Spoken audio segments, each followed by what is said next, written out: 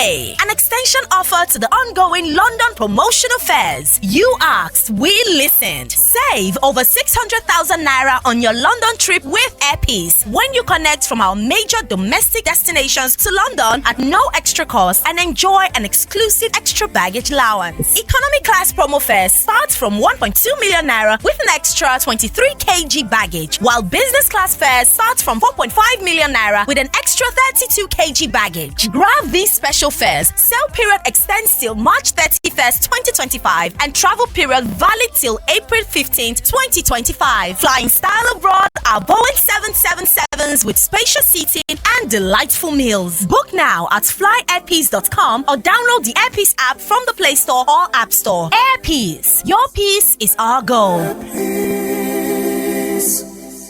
Welcome back. Well, this is Eagle 7 Sports Radio, 90 minutes with Mathematical, and I have one of my guests already seated. He's in London.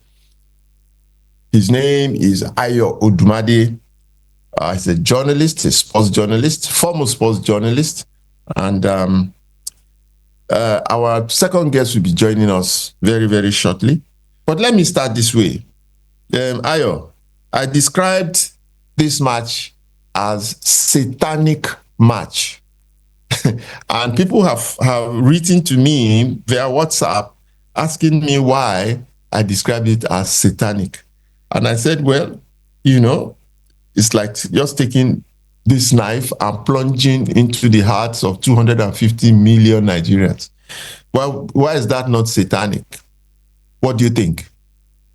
How was the match? Good morning, sir. I don't know whether it has anything to do with satanic. I don't know if it has anything to do with God. But what I can tell you is, it seems we have forgotten that in our last 9 or 10 or 11 qualifiers at home, be it Uyo, be it Lagos, be it Abuja, we have not won. That is the stark and shocking reality. Why we are surprised, I don't know. I usually prepare myself for shocks like this, and I can't tell you, as I watched the game, I felt to myself, the chances we were missing, we will come to rue them. There's a popular saying that you can take a horse to the well, you can't force it to drink water. I've heard so much. I don't want to sit here and solely blame any player or blame the coach, but I think the crisis facing Nigerian football, which was masked by us getting to the finals of the African Cup of Nations last year in Ivory Coast,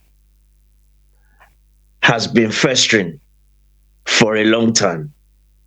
We are in a deep crisis, to the extent that people can't seem to wake up and smell the coffee, which ironically I am drinking right now, and which is that the be-all and end-all of Nigerian football is not the Super Eagles. It starts from humble beginnings. You see, when you want to cook stew, you don't just cook tatashi. You have various ingredients. And even when you cook rice, there are various supporters. What am I getting at? I'll tell you. We have neglected everything that we were good at, or shall I say are good at, and excel at, which is grassroots football. I promise you, when we start to get a blend of not just players who play abroad, and we manage to unearth gems like the late Stephen Keshi did in 2012-2003, then you will see the best of the Super Eagles. But going even deeper, you see, Nigeria not being on the brink of not qualifying for the World Cup is symptomatic of a wider problem in the Nigerian society. I went somewhere, I was listening to someone recently. I was watching a series on TV, and the person said, to aim to get there early is to be on time. To get there on time is to be late. And to be late is totally unacceptable. That is Nigeria in a nutshell, not just football, sports, and society in general. I won't pretend that I understand, what that means, but it sounds right. But I won't pretend I even understand what that means. But tell me, so what is it really? Is it that when you talk of grassroots football and so on, is it that the players we have now are not good enough, do not represent the best version of our Nigerian football? Or what exactly is it? Is it about the players? Because we're talking of grassroots. Is it about the people? Yeah. Or is it about their conduct? Or is it about their psychology? Or is it about what? What exactly is it? 10 matches and no victory at home. There are a number of factors. Yes, you could say the other countries in Africa are facing the same situation, but you see, I want to talk about Nigeria's own solely. When you call players to come to camp for an important match, and they get there maybe just 3 or 4 days or 5 days before, I think we underestimate what we call acclimatization. And that is why I am stressing that when we unearth players who actually play in Nigeria, some of them, and we have a balanced squad, that might help us because they would already be on ground. They live and play in Nigeria. Maybe a good mix. Okay, let me just say, playing and living in Nigeria doesn't necessarily make you a good player. Look, I went to watch a trials about 2 weeks ago now in Lagos. I've reported this. And there were scouts from Europe who came to watch several Nigerian teams, young teams that were playing, and they came to scout for players. And I sat there and watched 4 clubs play. And at the end of the day, I had to leave because I couldn't find one truly exceptional Nigerian player. Out of the 4 teams that play, and these are, players, the teams that were big in Nigeria, I couldn't find one, even myself. And these were players that were playing in the league and so on and so forth. So, there are so many other factors. It's not just enough. So many foreign coaches have come.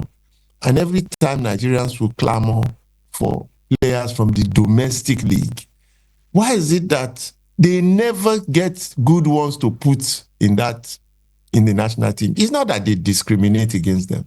It's just that the local league is not producing players in the numbers that would make them be visible. Even where a few of them come through, before they even consolidate on Nigerian league, they have gone abroad. They have gone to Bangladesh, or they have gone to Estonia, or they've gone somewhere where they just disappear. So it is not that coaches don't want to pick local players. But I tell you, the local players left in Nigeria are just not good enough. They are not producing the highest quality. So no coach will just come and pick local players and put in the national team. This is what I saw on ground. And I go back to what I said in the beginning, that our problems are wider. Yes. And symptomatic of what is happening in Nigeria.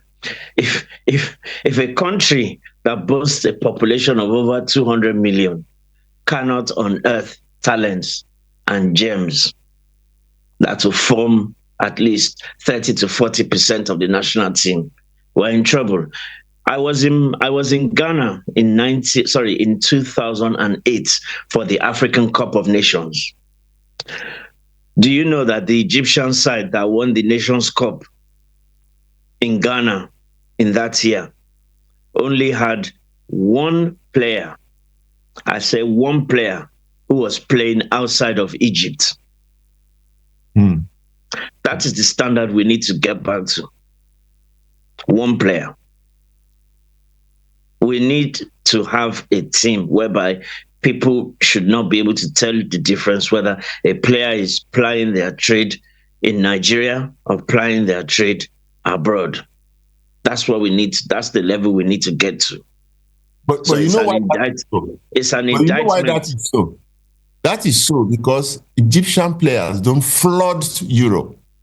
Their leagues are good enough. The playing pitches are good enough. The pays, what they earn is good enough to keep them in Egypt. And that's the same thing with several players that have domestic leagues that prosper. On the other hand, you are right. The Nigerian league is not good enough to sustain good players in Nigeria. That's the problem. They just must leave. They must leave. As they are producing them, they are leaving. In Egypt, it is not so. In South Africa now, it is not so. A few go out, but the vast majority of them remain at home. In Zimbabwe, it is not so. So you are absolutely right that the domestic league should be producing them. It may be producing some of them, but the rate at which they disappear into the wilderness of global football is so high that you won't find them in Nigeria. To find them in Nigeria, that's the problem. You won't find them. Okay, coupled with the fact that I don't think our so-called coaching and scouting network are doing the job they should be doing abroad. And when I say doing abroad, look at the Moroccan team that got to the semifinals of the World Cup in 2022. They had a good mix. Some of their players played at home, but then they then went to places like France to look for players of Moroccan descent who are good enough to come and make a contribution to the national team. And they found a good balance. So you look at that and look at what the youth teams are doing in Morocco. Look at what they're doing in the age groups. Even the women's team have started to excel. It wouldn't surprise me if Morocco, irrespective of who qualifies from Africa, it won't surprise me if Morocco is the team that excels the most next year at the World Cup in America, Canada, and Mexico, because they are reaping the fruits of their labor. And when I say reaping the fruits, I mean a long-term plan. I'm not talking of a flash in the pan 4-year plan. Nigeria simply does not plan. Nigeria thinks that, it's just one NFF cycle will be enough. We do not have continuity. I have said this before, and I will say it again, even though I'm sick of saying it. In 2020, in 2005, when London were awarded the Olympic Games, right? The Labour Party was in charge. By the time the games came to be in 2012, the Conservatives were in charge. Labour were no longer in charge. But with the handover, you would not know who won the bid and who actually executed it. That is what is called continuity. We do not have that in Nigeria.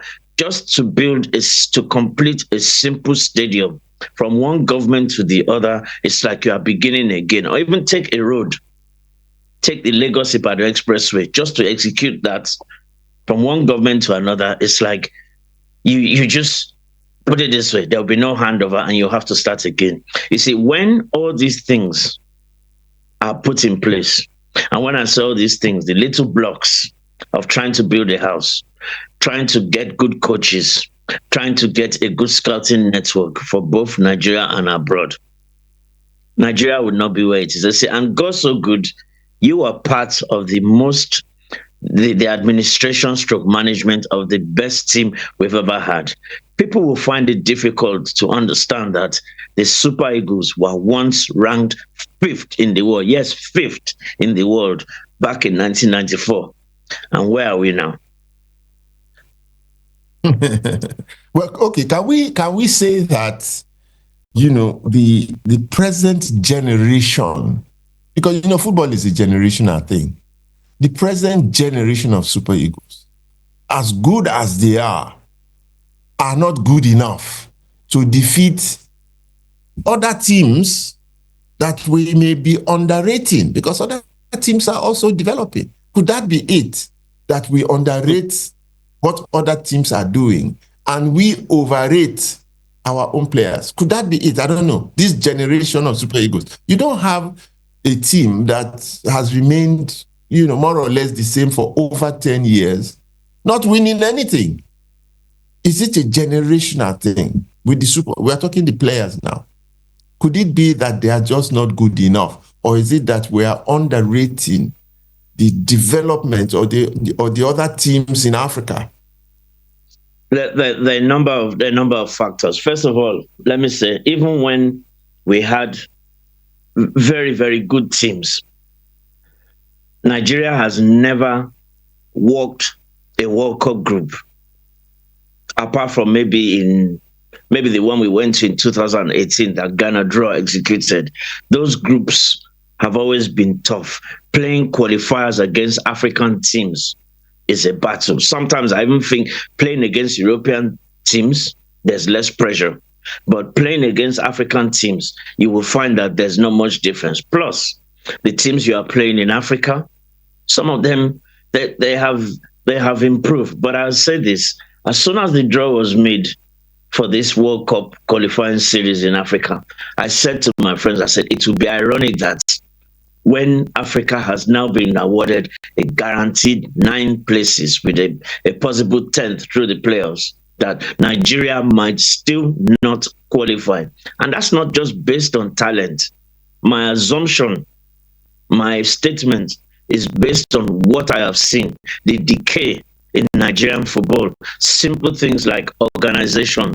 What do the sports psychologists do? What do the mentors do?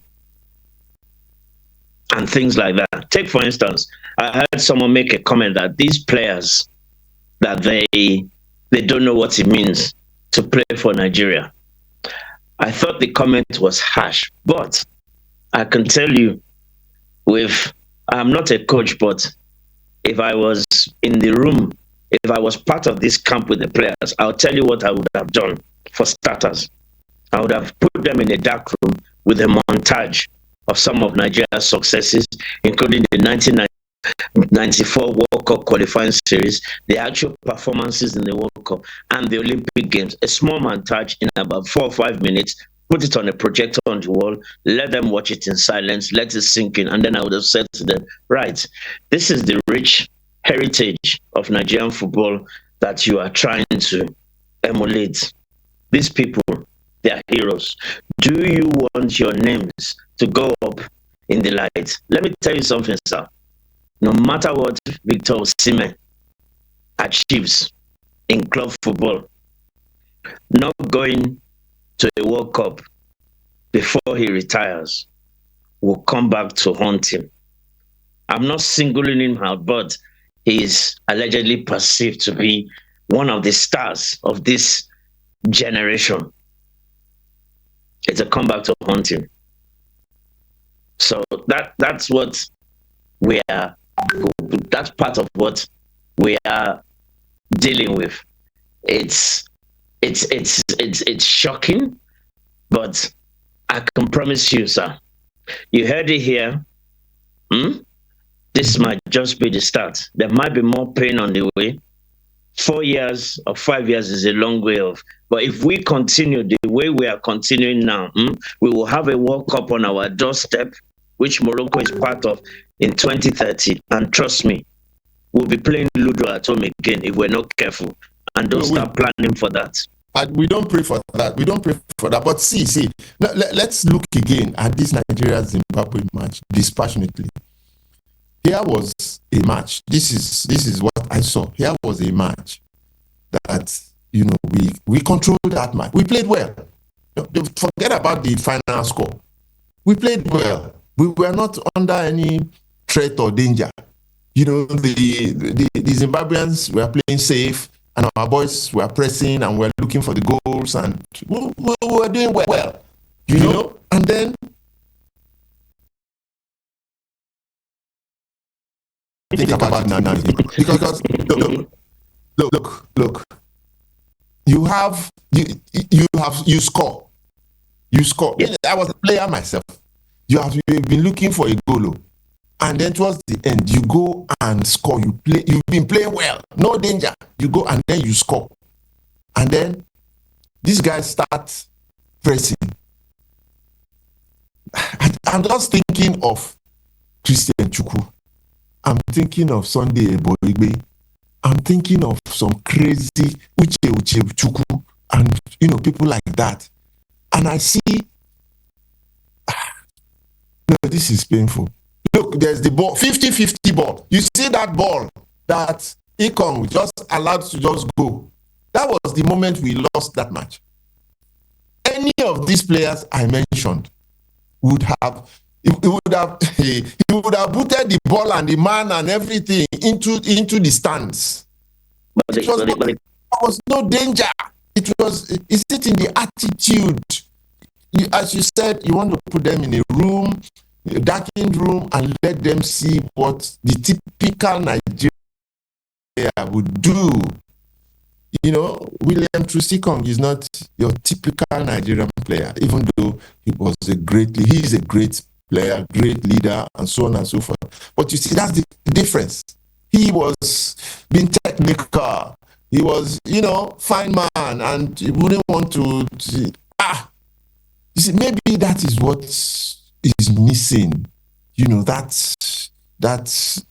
That madness, that Nigerian energy, determination, do or die. You want to kill. That's how we overcame teams before. You had to show them who was master. They would be so afraid.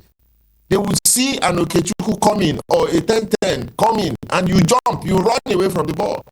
But this time, we were just... Anyway, don't let me... I'm the one asking the question. So your thoughts on that? I'm just recalling again and just missing the hardness of our Nigerian... Okay, having the hell out of you. I can speak. You see, although I was born in London, I lived in Nigeria for my youth and my adolescence years. And there is something which I learned which was missing in that game, and that is being streetwise. Streetwise is the word you are looking for. Thank you. That's the word. Yes. That's the word. And you see, we can blame Trus Ekon as much as we want. No, I'm not blaming him.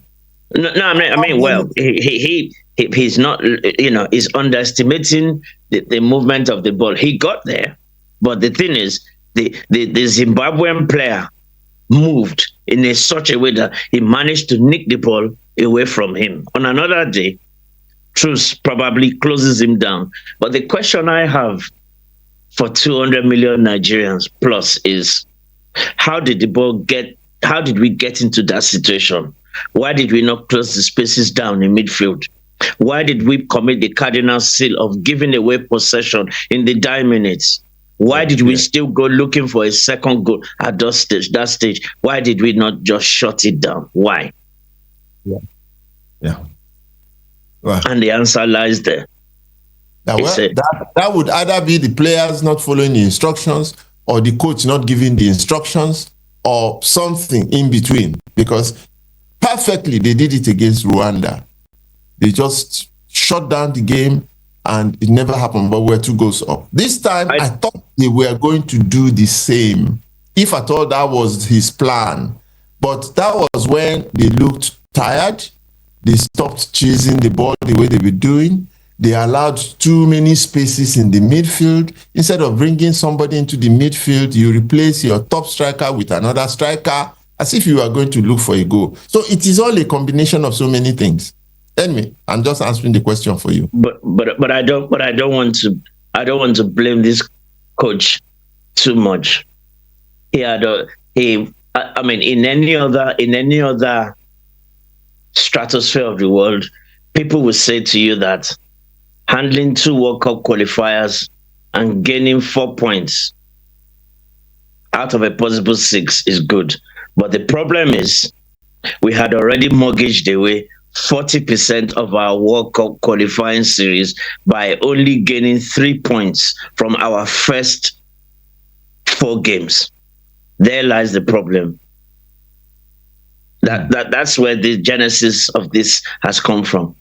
I don't know any country in this current World Cup qualifiers anywhere in the world that has managed to use 3 coaches, not 1, not 2, 3 coaches for World Cup qualifiers. It's scandalous, mathematical. It's nothing short of scandalous. Pick a coach and stick with him. We didn't do that. We are now with Eric Shell. And I will tell you this now, right? We need to stick with this guy to the end of the qualifiers. We just need to stick with him. We have no choice. Believe in him. And believe in him. And even beyond that, I think his brief should be, let's see, because I'm already looking beyond these World Cup qualifiers, no matter what happens. Let's see what he does in the 2025 African Cup of Nations in Morocco. Let's see how he performs there. And that will determine the future for him. Okay, let's go on a short break. Extended sale alert! Hooray! An extension offer to the ongoing London promotional fairs. You asked, we listened. Save over 600,000 naira on your London trip with Airpeace when you connect from our major domestic destinations to London at no extra cost and enjoy an exclusive extra baggage allowance. Economy class promo fares starts from 1.2 million naira with an extra 23 kg baggage, while business class fares start from 4.5 million naira with an extra 32 kg baggage. Grab these special fares. Sale period extends till March 31st, 2025 and travel period valid till April 15th, 2025. Flying style abroad are Boeing 777s with spacious seating and delightful meals. Book now at flyairpeace.com or download the Airpeace app from the Play Store or App Store. Airpeace, your peace is our goal. What is it? What is it about venue? What is it about venue? Do you know the tragedy of it all is that in the whole of Nigeria, one of the largest countries in Africa, most populated black nation on earth, very rich country in resources, either mineral or human, we have only one football ground. One that we can play this our World Cup qualifiers on. What does that tell you? Just one football ground in the whole of Nigeria that is certified as good enough for this World Cup match to be played. What does that tell you? What does that tell you? How does that limit us? And we now have to take this match to Uyo, a laid-back city where the state government regularly would have to buy tickets for tens of thousands of people to come and watch a match. When, if you are not scoring a goal, the terraces will be silent, and so on. But okay, what do you think about the venue? Okay. What you just said now it's not news to me, but it is staggering, it is shocking, it is unacceptable, it is symptomatic of some of the problems I discussed. One of the main problems we have in Nigeria, mathematical, is we are good at building edifices, but we do not have a culture of maintenance. And that is what has landed us where we are. Everybody who knows Nigeria knows that the mecca of football is Lagos. And we know how such a match would have been publicized. It will be in the news 24/7. You will see posters, you will see jingles, you will see promotions. There will be commotion. There will short roads in Lagos. We know that the National Stadium, Surulere, which used to have world-class facilities. We know that place will be a no-go area for cars. After maybe about a couple of hours to kick off, security will be tight. And you take a match to Uyo, as you said. Uyo is not a football, it's not really a football place. But this is one of the things I have said. And the question is, how do we rectify this? How do we fix this? I mean, I've seen videos of the National Stadium. It makes you want to weep. That National Stadium is, shall I say, was my childhood, because I was one of the privileged people to not only watch football matches in that stadium, I also had the privilege of going into the sacrosanct part of that stadium, which is the dressing room before a game. And I remember the game vividly. It was an under-20 World Cup qualifier between Nigeria and Egypt. The likes of Etimesin, Adeolu, Adekola were in that dressing room. And you should have seen me. I had goosebumps. I was then doing an industrial attachment with the Nigerian Television Authority in the 80s. That was what gave me access and facilitated my being able to go to the dressing room. That stadium, when the teams come out from that tunnel, there is an aura. There is an expectation. The stadium will be full to the brim hours before kickoff. I still remember the World Cup qualifier, which I believe you may have been part of, the 1981 World Cup qualifier. That was my first game of going to the stadium as a fan against Algeria. I remember the atmosphere and all that. And then we come to a game, which basically was a very important game with you. I can only imagine the atmosphere is not the same. And I asked the question again, how do we fix the stadiums or stadia in Nigeria? How? I'll let you speak. Okay, let me see. I'm the interviewer, but I think it's a good opportunity for me to state this again. I've stated it so many times. A few days ago, I read an interview. Well, we have a call. Let's for the first time try and see if we can get this call through. Hello, good morning. Hello, good morning, Big Sheikh. Yes. How are you? What's your name? Where are you calling from? I am Sheikh Wonderful. I'm calling from Abeokuta. Okay, go ahead. I can hear you. I'm in Benin. Okay, I will try to go fast because I have quite a lot to say. Now, the first problem with Nigeria football is football development. Let's look at the development of each player. In your days, when you were being developed, you were given the room to express yourself. But nowadays, we manufacture players. The coach from academic tells them what to do, how to do it, even how to play. You see, this is a problem because by the time they get to the big stage, they run out of ideas.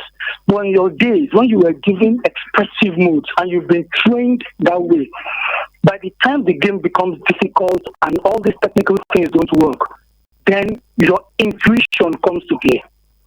That is why to hold a player like JJ is impossible. To hold a player like Etimesin is impossible.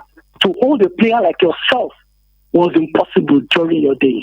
Because that natural intuition that has been put into your football development comes into play, and even coaches can understand what you do next. And that X factor will win the game for us.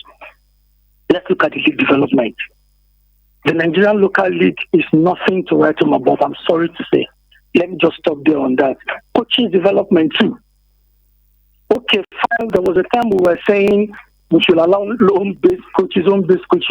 Well, these home-based coaches have not proved themselves. These guys are much the managers, not just coaches. And that was one of the problems of Finidi. He couldn't manage the egos of his players. And those players turned on him. And if you don't have the dressing room as a coach, how can you control the team? That's another thing. Now we're looking at foreign-based Nigerian players. Let's look at that team that played against Zimbabwe.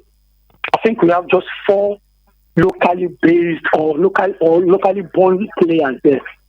Osimhen, Ndidi. Then I think Chukwueze and one other player that I can't remember now. Look at their mentality and look at the mentality of the other players. That team do not have a what's this thing called now? It's not focus. Focus is not the right word. They're not streetwise. Give me that word. No, streetwise. Street wisdom is part of it. To be bred that is not the word I'm looking for. On Nigerian streets to play a football, from that level. And how many kids that play the Maracana? When it gets to the point, he too will scatter the game. And the coaches that have studied him for their players will be confused. And that little time of confusion will give us a goal. But that is philosophy is what I'm looking for. All I know, born and trained in UK, he played for the British under 21. Dito Calvin Bassey, Dito the African Footballer of the Year, Ekong Dutch. So there is no unified philosophy for that team. Unlike in your days, when there is that street wisdom and Nigerian philosophy, hard. They just walk, the players walking pace and with a burst of speed. They catch the teams unaware. That is lacking. Now we'll now look at sports psychologists. That team has no sports psychologist. No, you don't know. You don't know about that too. Sir, do you know? We used to hear of is it Devin Sinomumi or so? I've forgotten the name now. No, Robinson Okosun, you mean? Robinson Okosun, thank you, sir. Yeah, that was them. I don't know if the team, but I'm sure they have a sports psychologist so that we don't go that route. If you say so. Now we'll not look at the playing locations. Playing location, like your guest said, playing in Lagos, we had the 11th man, which is the crowd. Do you remember, sir? Ooh. That is the Lagos anthem. In supporting that, even the opposing team will be scared when they get to the ball because of the atmosphere. We lost that. You see, let me just stop here. But all these things are things that have made that team get to where they have to go. The players have their faults. The coach had his faults. But administration generally contributed at least 70% to the problem. Thank you very much, sir. Thank you, Eshegun. Thank you. Yes, I remember the days of A, and all of that. But I was telling you the story of the report I read earlier this week, and it was an interview with one of the bosses of the Nigerian League. Brilliant interview, and he spoke about all the challenges the league was facing. And, what they are doing and the progress they have made and so on. Beautiful. And that will transform football.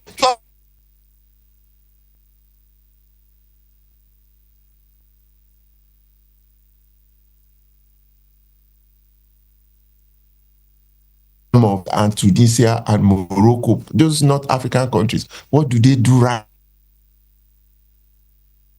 And did not even mention it. Now, if you go around the whole, they are not even talking about it.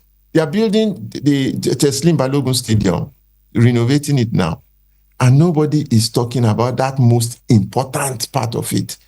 The National Stadium in Abuja, they are not talking about, people still do not get it. That pitch on which you play the game itself, that's the most important part of it. We went to Rwanda and we saw one of the best grounds that I have ever seen in Africa. Our boys played and flourished on it. We went to Ivory Coast. They have fixed all their pitches. Our boys flourished on it. Our league, all those stadia have to be fixed. I'm not talking of the terraces. I'm talking of the ground on which this game should be played. If it is played on good grounds, television will cover properly. It will be friendly to the eyes. You can produce good programs for TV. The business will come. Everybody. It is just the pitch. I don't understand why people do not see this very, very simple thing. Now, the tragedy is that I'm going to say this for the first time on TV. There's a particular organization in Nigeria that started the destruction. It's a grounds construction company. I won't mention their names. They started the destruction of Nigerian grounds. They were part of those giving the contract to fix Nigerian grounds in the 90s. And went to the grounds where they went to fix, they destroyed forever. And in 2025, they are back again. And they have a contract to fix a new ground again. Ha! And I held my head and I said, we are back again. Why can people not see? Why is this just business? You don't. I don't know, Ayo. I don't know. But if you mention the name, then you become enemy number one. I'm not going to mention any names, but what I will tell you, even know them. You don't even know them. But what I will tell you, size, is you are still saying the same thing I've been saying. If you are talking about a company that has managed to destroy our pitches, being awarded a contract in 2025. It goes back to what I said about symptomatic of our country. And look, I'm not going to mention name, but it's like we had looters ruling us. We recycle rubbish. The same looters are now back in charge. They are now our politicians of the day in 2025. So there, I managed to link both of them. And we expect to progress. We're not going anywhere fast. Can we still make this World Cup? Look, mathematically, forget about sentiments and is it possible? Because me, I've not even tried to attempt to work out how we can still qualify for the World Cup. Can we still make this World Cup mathematically? What needs to happen for us to go to the World Cup? I don't know if you can help us. Okay. I will answer the questions you've asked. Firstly, is it mathematically possible? Yes, it is. But explain it to me. It is looking like the best we can get from this now is a playoff position. We were already needing snookers, what we call snookers. But what we need to do now to remain in the conversation is Eric Chell's brief for now is to just win the 4 games.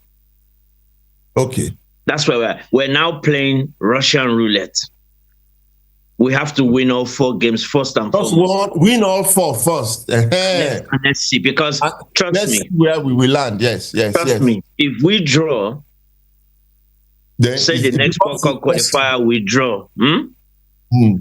I promise you one thing. I will not go on any radio station or any TV station to discuss Nigeria ever again, because there's nothing to discuss. We are done. Okay. Because we're in a group where you have South Africa leading, you have Republic of Benin ahead of us, you have Rwanda ahead of us. Saying this alone is, I feel like laughing, but it is not funny. It is shocking beyond belief that we are in such what we would call a very easy and simple group, and we have managed to make an absolute mess of it. So to come back is win the 4 games and see. whether that manages to secure us a playoff place. Obviously, the ideal scenario would be win the group and qualify, and then we can start planning. Now, we can't even do that because we are still doing what we would call a winning those 4 games is only going to take us into the playoff, which I believe the 4 best second teams go into a playoff. So as you can see, there are still more games to play. So there's a semi-final playoff and then another playoff final, maybe home and away. And so we've just complicated a simple group for ourselves. But win 4 games and see. But I am a realist mathematical. It is not looking good, but it is not impossible. You are coach of the Super Eagles now. You are coach of the Super Eagles now. We are in this state. You know, what would you change? What would you change? Now we are here now, and you are coach of the Super Eagles, the latest coach of the Super Eagles. What would you do differently to give us the faintest chance of qualification? What would you do? Okay, to be honest, there's not much I can do differently, and I'll tell you why. You are going to call the same set of players into the team, but what you can do differently is to get your analysts and technical people to cut up some videos, because I am guessing that as soon as the game finished on Tuesday against Zimbabwe, the only thing in the mind of these boys was to pack their bags, and go back to their clubs. There was probably no extended debrief. So when they come to camp next, if I was the coach, this is what I'll be doing. I would ask my technical team and my video team, my media team, to cut up videos for us to see the good parts of the games against Rwanda and Zimbabwe and the bad parts, the bad habits, which must not repeat themselves, i.e. the lackadaisical defending at the end, or how to manage it properly. So it's like, it's an x-ray of what happened before, so that that doesn't repeat itself again. And I'll make the players watch it as a team for them to understand what the brief is going forward. That's what I'll do. We can't make any wholesale changes, mathematical, to say, oh, we're going to drop quite a lot of these players. No, maybe 1 or 2, maybe a player like Leon Balogun could be added to the squad. Maybe Frank Onyeka, who when he was playing in the Premier League, you know, call him, because he's been part of the team in maybe 1 or 2 reinforcements. But what I would tell you is our midfield is lightweight. We grew up in an era where we have players like Aloysius Atoigbu, Muda Lawal, and a schemer like Henry Nwosu.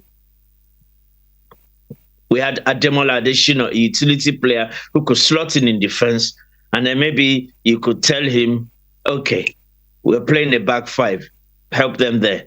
Okay, we want you to plug some of the gaps in midfield. Okay, for the next 15 minutes, we want you to, support them up front. Those are the kind of things we need. That's what I'll be looking at. But I tell you now, I have never known. We have spoken about this team and the capabilities, but in all the time I've been watching Nigeria, I have never known a time when there's been the death of a quality attacking midfielder and a quality defensive midfielder. Wilfred Ndidi is on his last legs. Where are the next Ndidis coming through?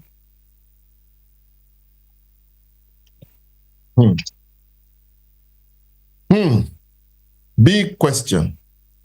It's there. Because I wish Ayo Akife was here, because I was going to ask him. I know he's listening in. I was going to ask him. He is somebody who should have been part of the scouting team for Nigeria. He knows about these players all over the place. You are also in Europe, by the way. Is there a player out there that we are missing in Europe? Is there a player, a Nigerian player,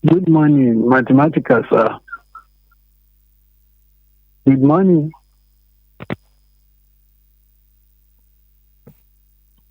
Good morning. I can hear you. From Abeokuta. Let me go straight. I can hear myself on the radio as well. Yes. When I was thinking this morning that when Mathematical 7 comes to the radio, he's going to give us the way forward, facing all other things. This World Cup qualification for Nigeria. Most people are not happy, really. There's no doubt about that. But we fail to ask these questions also with the comments of your guests and in the house. What about the commitment of our players? Let us rate it, not on individual basis, as a team. Let us see them, and also the physical aspect of our players. How physical are they? Medically, some of them have been going to surgery and other things. Look at Ekong. Ekong went for an operation at the end of this AFCON. Knee injury and other things. So he couldn't feature for a very long period of time. So some of them too, they're in the same bracket. Are we checking about that? Not only Congo, virtually most of them, they play in Europe. There's nothing bad in playing in Europe and giving your best here. But some of them are not physically fit. I wouldn't know. Can you please tell us something about them? Mathematical, please. I'm not so happy about what is going on. That Nigeria is on the brink of not qualifying for World Cup. Thank you very much. Nice weekend. Yeah, thank you for your contributions. Well, I didn't hear all of that, but, well, I'm sure the world has heard you. Several factors come into play when you want to look at the issues that we face presently. But we have run out of time completely. I just want to ask Ayo. I know Ayo is a pastor of some sort. As Nigerians, we love to pray. We are looking for a miracle. We need both. We need the prayer and we need the miracle. We need the prayer and we need the miracle. We need the fasting. We need those other elements beyond coach, player, administrators, and all those other things. Hello. So Ayo, we have a caller again. We have run out of time. Okay, let's take this call. Hello. Hello. Good morning, Big Shake. Good morning. Who is this? Your name and where you're calling from? Shagun calling back from Abeokuta. Okay, Shagun, you have 30 seconds. I just want to bring two names. In the midfield, defensive midfielder, who had a Frank Onyeka that played in the Nations Cup. Very, very good. He replaced Ndidi. Where is he? Why is he not invited? We had a Senya Ajayi too that played Ekong. Where are they? I think those are players that can still beef up the team. Thank you very much. You are still talking of the same players, the same generation of players. All their combinations for the past 10 years have not fetched us, anything. I thought you were going to come up with some new names and new ideas. I think we need prayer, fasting, and prayer, and all of those things. And Ayo will give it to us now.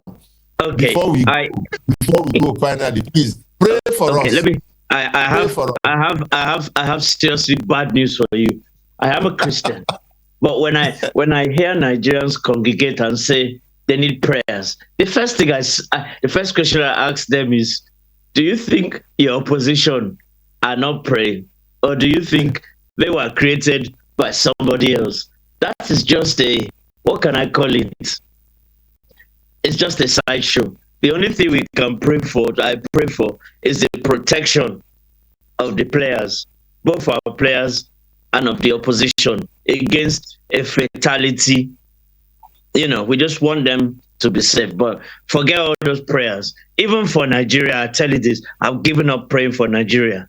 God has given us all the resources and tools we need to turn the country around. And it's the same thing with these Super Eagles. We have them, but we're not using them. So God cannot help us on this occasion. I have a question for you, sir. If we don't qualify for a second straight World Cup, do you see yourself going to the World Cup as an observer and a visitor? Or is it a case of a total boycott for you again? Ayo, we have a call. Maybe that caller will answer that question. Good morning. Good morning. Our final caller for the day. Dayo, okay? Good morning. Good morning. This is Dayo, okay, from London. Okay. Who is that? Dayo. Dayo. How are you, Dayo? I'm very well. I've been listening to the conversation very Your contribution intensely. will help us sum up today's program. Your contribution will help us sum up to this program. So your thoughts, and please pray for us. Fast and pray for us. Go on, Dayo. Can you hear me? Yes, we can hear you. Yes, we can hear you. Yeah. Well, I agree with Ayo. No amount of fasting and prayer will help our situation at this moment.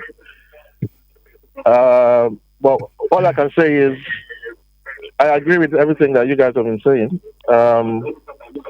We need a root and branch review of our football organization, administration, vision, the whole thing. Because the way things are going, we will end up being at the bottom of the pile in Africa, which is a shame coming from where we're from as so-called giants of Africa. Nowadays, teams are not afraid to play us because they know we're not organized. We don't have the fight. We don't have the drive, and all those other teams, have improved drastically. And we are at a standstill, which means we are going backwards.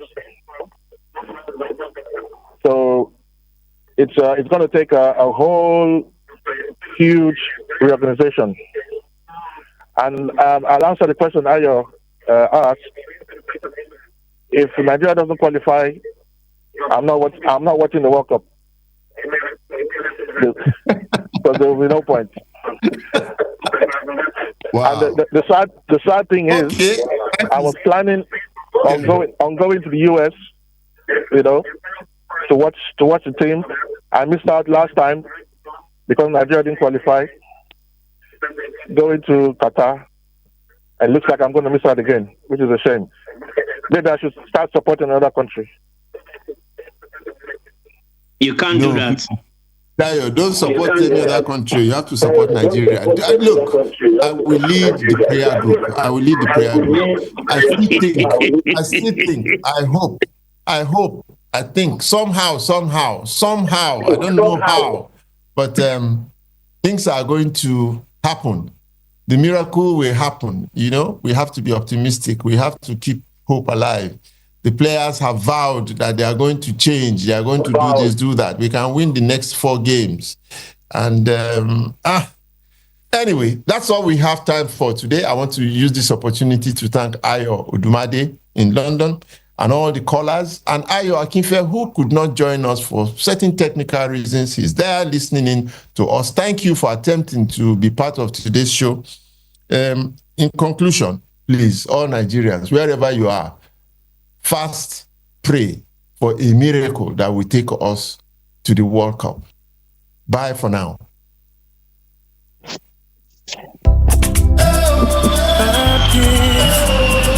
Extended sail a lot. Hooray! An extension offer to the ongoing London promotional fairs. You asked, we listened. Save over 600,000 naira on your London trip with Airpeace when you connect from our major domestic destinations to London at no extra cost and enjoy an exclusive extra baggage allowance. Economy class promo fares starts from 1.2 million naira with an extra 23 kg baggage, while business class fares start from 4.5 million naira with an extra 32 kg baggage. Grab these special fares. Sale period extends till March 31st, 2025 and travel period valid till April 15th, 2025. Flying style abroad are Boeing 777s with spacious seating and delightful meals. Book now at flyairpeace.com or download the Airpeace app from the Play Store or App Store. Airpeace, your peace is our goal.